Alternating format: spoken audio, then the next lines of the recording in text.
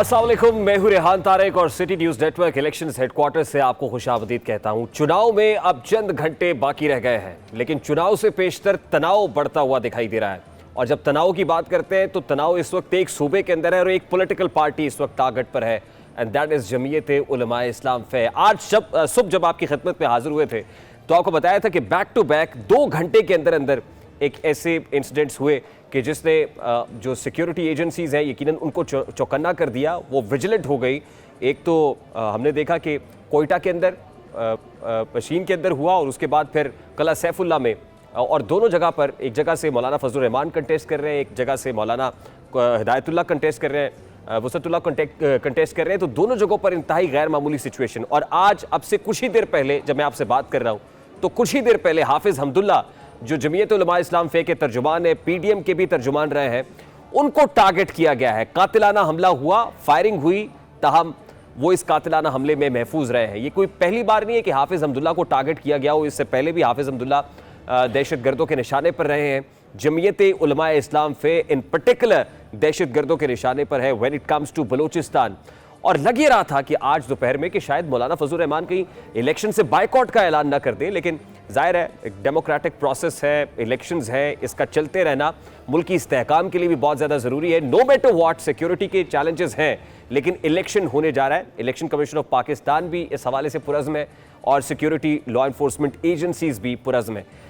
मैं अपने पैनलिस्ट का तारुफ आपसे करा दूं। मेरे राइट लेफ्ट पे असद मलिक, सब पे असद मलिक बैठे हुए, उनके साथ सलीम बुखारी साहब किसी तारुफ के मोहताज नहीं है, नहीं मेरे तारुफ की ज़रूरत, नज़र आ जाऊंगा, खुद रोशनी हूँ।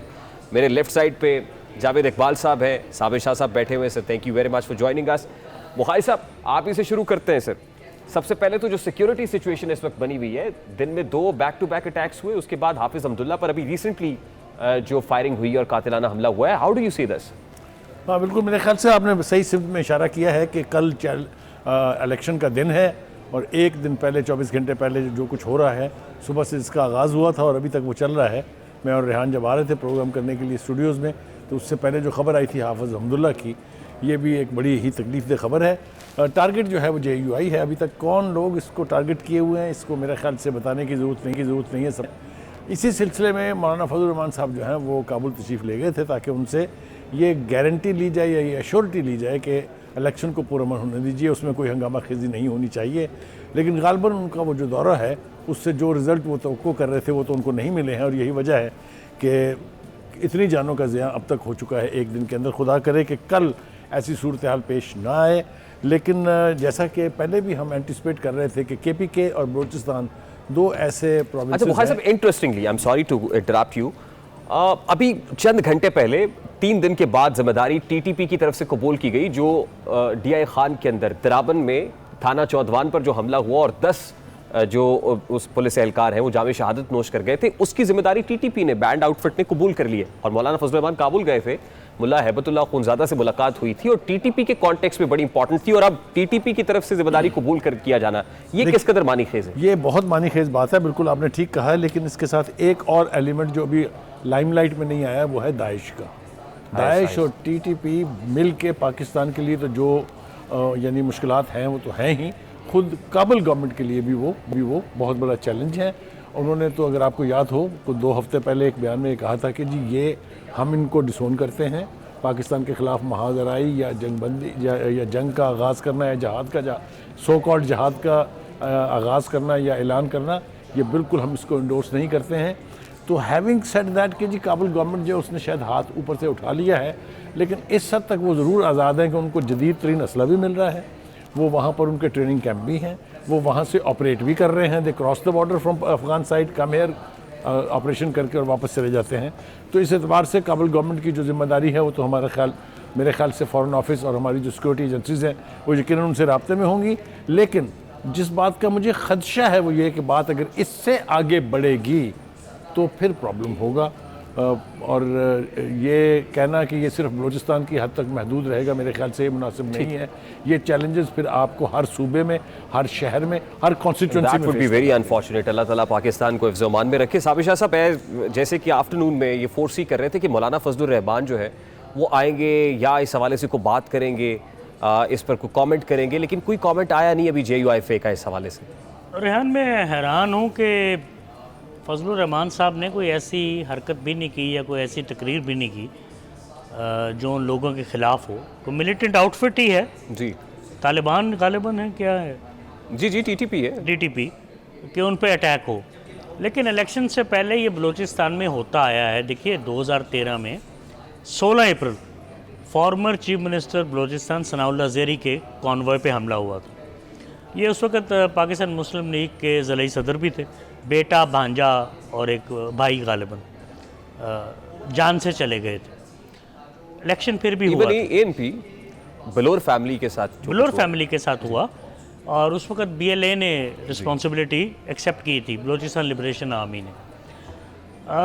वेरी वेरी अनफॉर्चुनेट, आयरॉनिक, लेकिन मेरा ख्याल है कि हमें अभी ये डेवलपिंग स्टोरी है, डिटेल्स आएंगी कि ऐसा हुआ क्यों।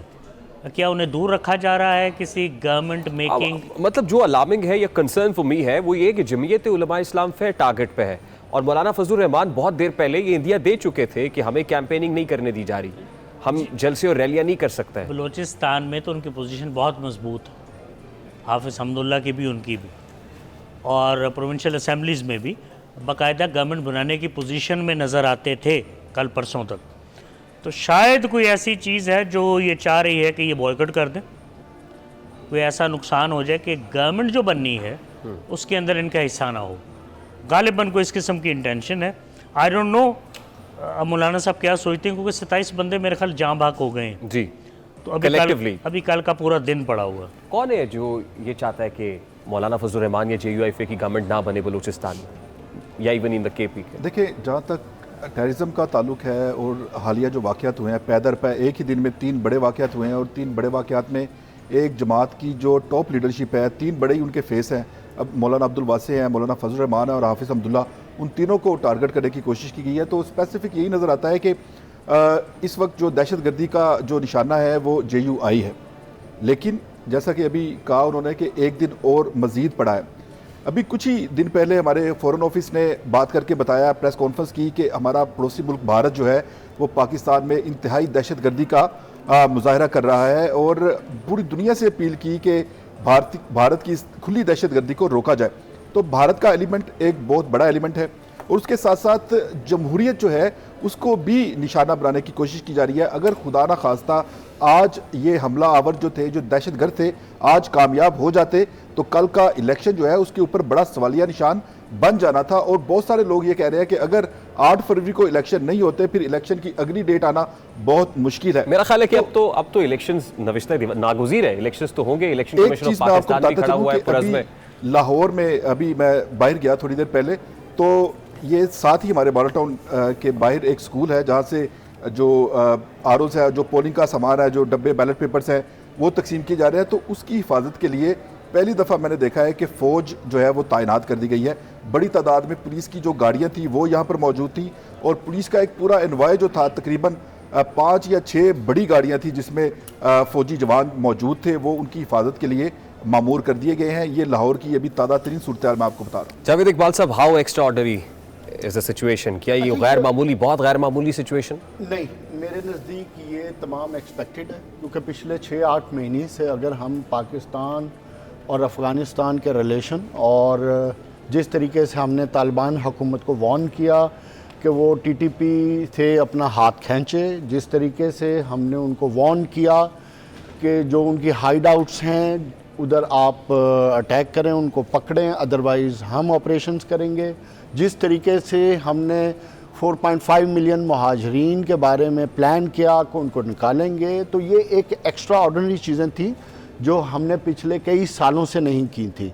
तो हमारी एक बहुत बड़ी पॉलिसी, फॉरेन पॉलिसी में शिफ्ट था रिलेटेड टू अफ़गानिस्तान। तो उसका नतीजा क्या है? उसका रिज़ल्ट ये आया कि तालिबान हुकूमत ने, जिस तरह बुखारी साहब ने कहा कि जब TTP से हाथ खींचा, तो आपको एक बात याद रखनी चाहिए, TTP और दाइश एक चीज़ हैं और उनके पीछे जो हाथ है वो तमाम फॉरेन पावर्स का है जो इस रीजन को डिसरप्ट करना चाहते हैं।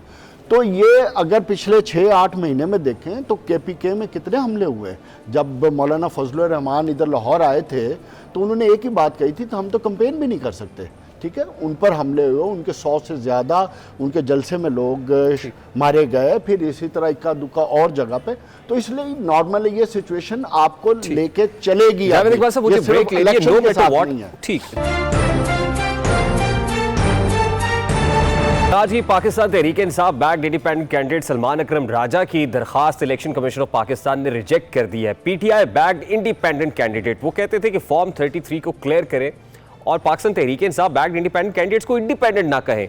पहले लाहौर हाई कोर्ट गए, फिर लाहौर हाई कोर्ट ने रेफर किया कि आप इलेक्शन कमीशन ऑफ पाकिस्तान जाएं। इलेक्शन कमीशन ऑफ पाकिस्तान में पिटीशन गई, उसके बाद सुप्रीम कोर्ट ऑफ पाकिस्तान के दरवाजे पर दस्तक भी दिए हुए हैं, लेकिन इलेक्शन कमीशन के 5 रुकनी बेंच ने यह फैसला सुना दिया है जिसमें उनकी दरख्वास्त को मुस्तरद किया गया है। उनको कहा कि जब किसी पॉलिटिकल पार्टी से उनका इंतखाबी निशान ले लिया जाता है तो फिर उसकी अपनी कोई शनाख्त नहीं होती, इसलिए आज़ाद हैसियत में आप इलेक्शन कंटेस्ट करेंगे। इंटरेस्टिंगली अब पाकिस्तान तहरीक इंसाफ जिस मखमसे का शिकार है उसमें बेचैनी बढ़ती चली जा रही है।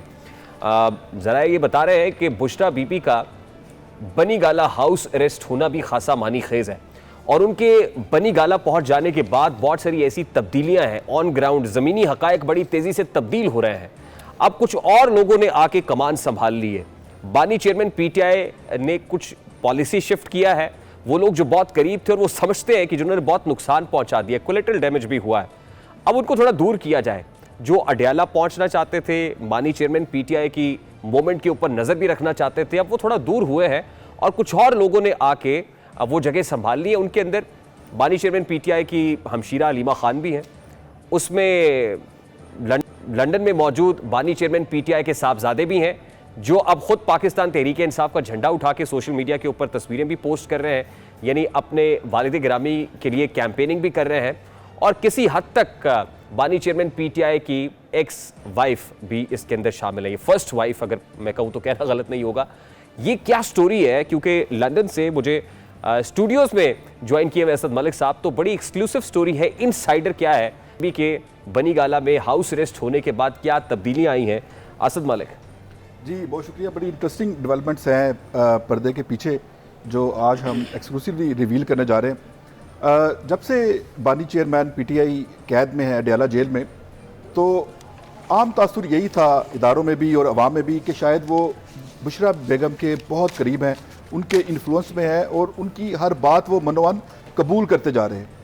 तो कुछ लोगों ने रब्ता किया बुशरा बेगम से कि खान साहब अगला क्या मूड है, खान साहब का गुस्सा कम हुआ, खान साहब सड़कें गर्म रखना चाहते हैं, ठंडी करना चाहते हैं, सरेंडर करना चाहते हैं या कम बैक करना चाहते हैं।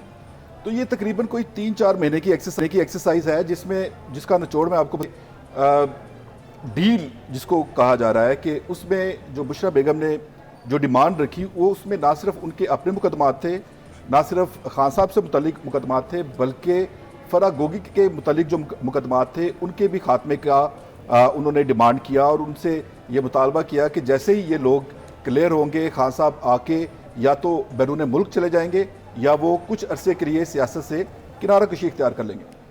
तो कहा यह जा रहा है कि हमेशा से सोशल मीडिया पे भी कि डट के खड़ा है ये कप्तान और बैरून मुल्क नहीं जाएंगे, ये डिमांड उनकी तरफ से आई कि वो उनको बैरून मुल्क जाने दिया जाए। लेकिन इसके ऊपर इदारों को तहफ़्फ़ुज़ात थे जी, इसके ऊपर इदारों को तहफ़्फ़ुज़ात थे, उन्होंने इसको सिरे से डिक्लाइन किया। उन्होंने कहा ये डील में शामिल नहीं है।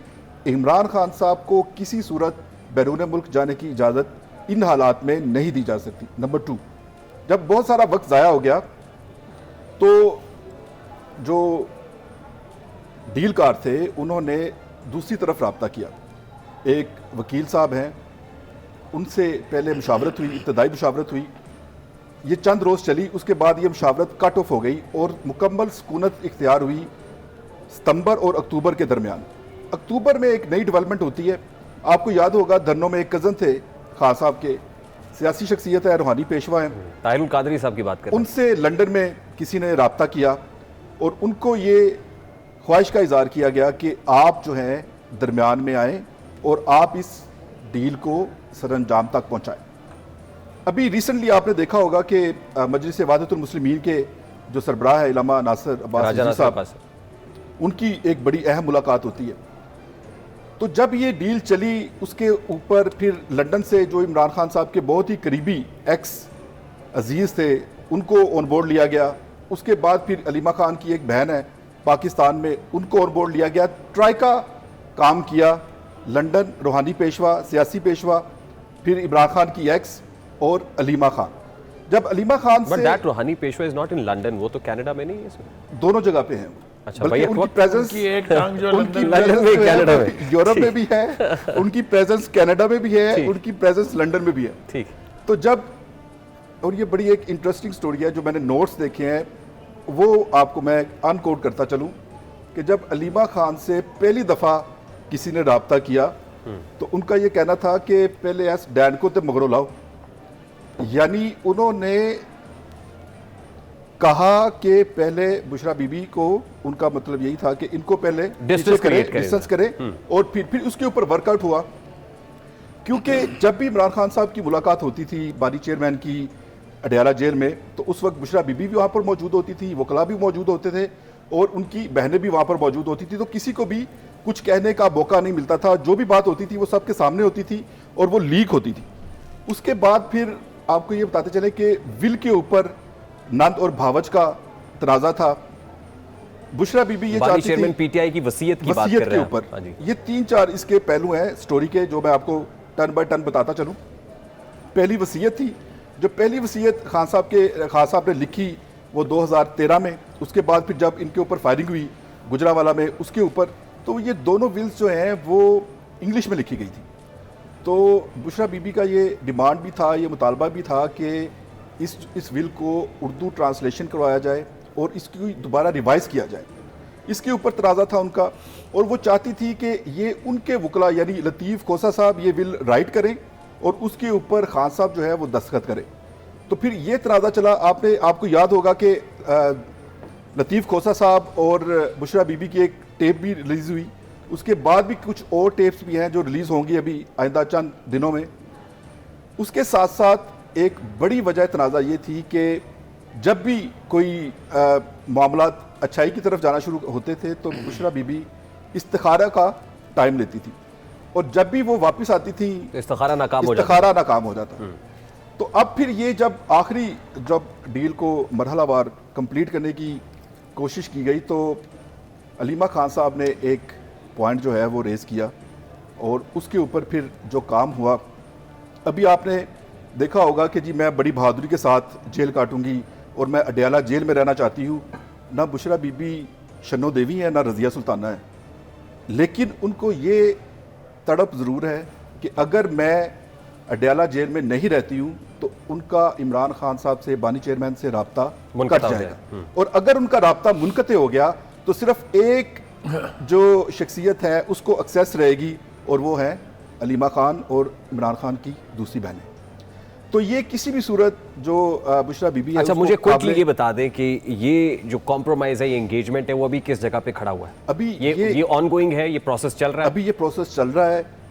बुशरा और ये बीबी जो है- स्ट्रेटेजिक मूव है कि बुशरा बीबी बुशरा को बनी बीबी गाला जो में है, रखा हुआ है। वो इसलिए बनी गाला में है कि ताकि वो ना सिर्फ अडयाला जेल में रहेंगी, उनको ये भी जेल का अमला भी खबरें लीक कर सकता है, जी आज उससे मुलाकात हुई, आज उससे मुलाकात हुई, आज वो मिलने आया, आज वो मिलने आया। All right. और फिर बहुत- ये एक और बात कि जैसे ही बुशरा बीबी को सजा दी गई तो आप देखिए कि उसके बाद पॉलिटिकल प्रोसेस जो है वो शुरू हुआ। इलामा राजा नासिर अब्बास साहब, इलामा नासिर अब्बास रिजवी साहब 6 वो महीने से एक्सेस जेल में नहीं थी, वो मिल गए गई। और एक सियासी मुलाकात बिल्कुल हुई ठीक। और उसके ऊपर खान साहब ने अप्रूव किया नाम। ठीक। जेल के कैदी हैं, अब जेल का कैदी जब तक अप्रूव ना करे मुलाकात नहीं हो सकती है। ठीक। तो अब बानी चेयरमैन ने अप्रूव किया है, उनकी मुलाकातें चल रही हैं, और ये जो डील है ये अभी की डील नहीं है। ये डील जो शुरू होगी ये 2025 के आखिर में और 2026 के आगाज़ में इसका आपको समरात आना शुरू होंगे। तकरीबन 1.5 साल अभी बानी चेयरमैन को जेल में गुजारना होगा। तो वो जो कहते हैं कि डट के खड़ा है अब कप्तान, तो इसका मतलब है कि इस सारे मामले की तो कलई खुल रही है और आने वाले दिनों में बहुत सारी चीज़ें बड़ी क्लियर होती हुई दिखाई भी देंगी। और जो कहता था कि मैंने अडयाला में रहना है, ये रहना है कि मैं खान के ऊपर लॉयल्टी साबित करना चाहता हूँ, तो इसका मतलब है कि चीज़ें दरपर्दा वैसी नहीं है जैसी दिखाई जा रही हैं।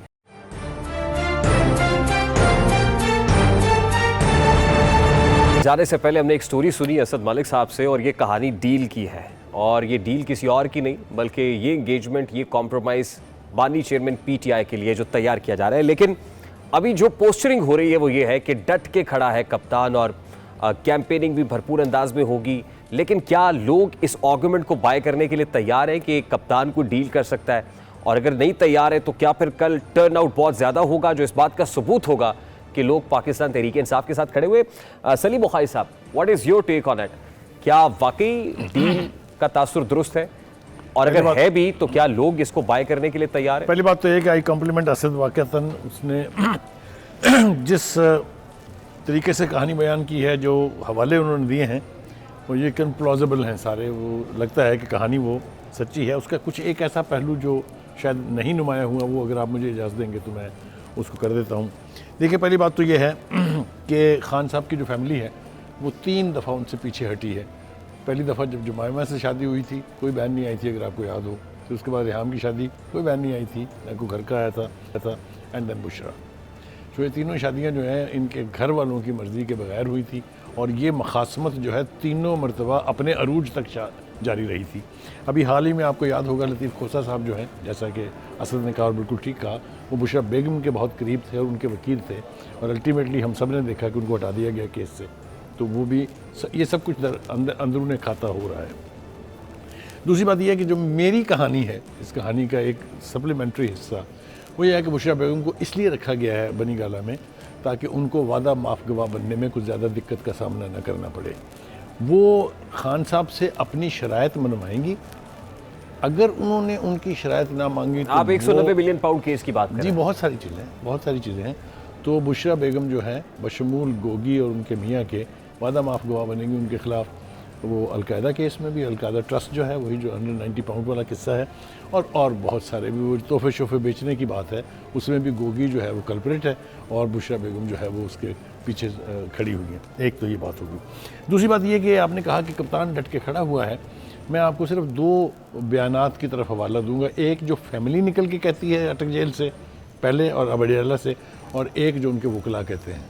उनके वकला कहते हैं कि कप्तान खड़ा है, डट के खड़ा है, और फैमिली कहती है कि उससे ज़्यादा जुल्म किसी के साथ हो नहीं रहा है, उनको तो ना मुंह धोने की इजाज़त है, वो वॉक भी नहीं कर सकते, वगैरह वगैरह वगैरह। तो 2 कहानियाँ हमें अंदर से निकलती हैं। मैं शेख रशीद साहब का हवाला दूँ, ये बहावलपुर जेल में थे, तो उन्होंने मुझे बुलवाया, वहाँ पर मैं गया मिलने के लिए। तो उन्होंने कहा, बुखारी साहब, मैं 9 बजे सुबह से लेकर शाम 5 बजे तक मुझसे बहादुर आदमी कोई नहीं है, लेकिन जब 5 बजे शाम को दरवाज़ा बंद होता है सेल का, तो मुझसे बुज़दिल आदमी कोई नहीं है। ये जो तासुर देने की कोशिश की जा रही है ना कि पहलवान बहुत तकड़ा है अंदर जेल के, jail is jail and for everybody jail is jail. वहाँ कोई बहादुरी शादरी नहीं होती। अब वो अपना कमरा खुद साफ़ करेंगे तो आपको बहादुरी का सारी पता चल जाएगा, जो कि अब होने जा रहा है। Last but not the least, अब खान साहब जो हैं वो 3 मुख्तलिफ हिस्सों में तकसीम है। वकला जो पार्टी को समझते हैं कि अब उनकी है, और ये उससे और ज़्यादा स्ट्रेंथ मिली इसको जब खान साहब की तरफ से ये बयान आया कि 70 to 80% सीट्स जो हैं और टिकट जो हैं वो वकला को दी जाएंगी, जिसके काफ़ी सारे नमूने हमारे सामने हैं। सलमान राजा की आपने बात की, ये भी उन्हीं नमूनों में से एक है। Who was never in a party, एक केस लड़ा and he got the ticket वगैरह वगैरह। दूसरा फैमिली, और तीसरा बुशरा बेगम। ये 3 ऐसे इशारिये कह लीजिए या 3 ऐसे हवाले कह लीजिए मौजूद हैं जिस डील का जिक्र ये फरमा रहे हैं। लेकिन मैं एक बात जो वसूख से कह सकता हूँ वो ये कि as far as general Asim Munir is concerned, उसके टेन्योर में कोई डील नहीं हो सकती। जी साहब, इरशाद साहब, बहुत सारी बातें तो हो गई। देखिए, he is not a fool, Imran Khan is not a fool, he does not shoot the messenger. कुछ बात ही करने गए थे वादतुल मुस्लिमीन के जो प्रेसिडेंट हैं राजा नासिर अब्बास। हमें नहीं पता इमरान ने क्या कहा। मैं सिर्फ 2-3 बयानात हैं जो सहाफ़ियों से उन्होंने बात की, उन्हें ये अथॉन्टिक मानता हूँ। गौहर खान क्या कहते हैं मुझे नहीं पता। PMLN का प्रोपेगेंडा विंग क्या कहता है मुझे नहीं पता। PTI का प्रोपेगेंडा विंग क्या कहता है मुझे नहीं पता। मैं आपको ये बता सकता हूँ जी, बातचीत हो रही है, डील एक बहुत बड़ा वर्ड है। देखिए, what I want to ask from you is कि people, how will people respond to it? कल वोटर टर्नआउट कैसा होगा? क्या लोग ये समझ बैठे हैं कि नहीं अब कप्तान तो डील कर लेगा? और इस वक्त जो है सूरत हाल बिल्कुल ठीक नहीं है, मखदूश है हालात PTI के लिए। लोग कैसे रिस्पॉन्ड करते हुए नजर आ रहे हैं? I am not going to give you a prediction, it is my hunch कि दोपहर 12 बजे के बाद पोलिंग तेज़ हो। बहुत टर्नआउट होगा। अज़्दाहाम होगा लोगों का, टर्न जावेद आउट इकबाल साहब? होगा और इसकी इमरान खान को ज़रूरत है।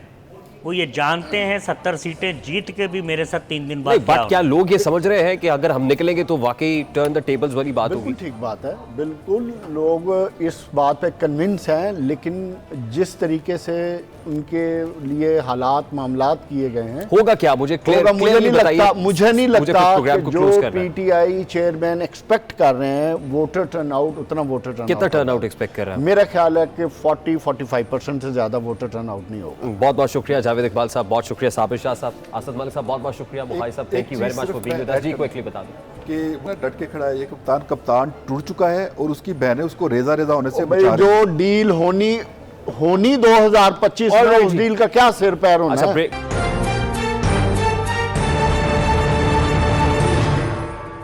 ओपिनियन पोल्स जो मर्जी कहे, नो मैटर व्हाट, किस चैनल के ऊपर कौन सा पॉलिटिकल कमेंटेटर, कौन सा एंकर क्या बात कर रहा है, कौन किस पॉलिटिकल पार्टी को जितवा रहा है, कौन सा सर्वे वो इंडिपेंडेंट सर्वे है, वो सरकारी सर्वे, वो क्या कह रहे हैं, नो मैटर व्हाट, आपके वोट की ताकत तमाम तर सर्वेस को गलत साबित कर सकती है, तमाम तर पॉलिटिकल कमेंटेटर्स के जो एनालिसिस है उनको गलत साबित कर सकती है। लेकिन ये सिर्फ उस वक्त मुमकिन होगा जब आप ये सोचे समझे जाने बगैर निकल आएंगे, पोलिंग बूथ तक पहुंचेंगे और अपना फ़र्ज़ निभाएंगे, तो यकीनन चीज़ें तब्दील हो सकती हैं।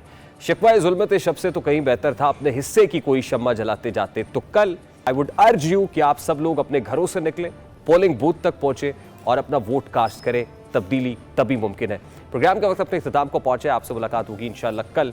अपना रखिए ख्याल, अल्लाह हाफ़िज़।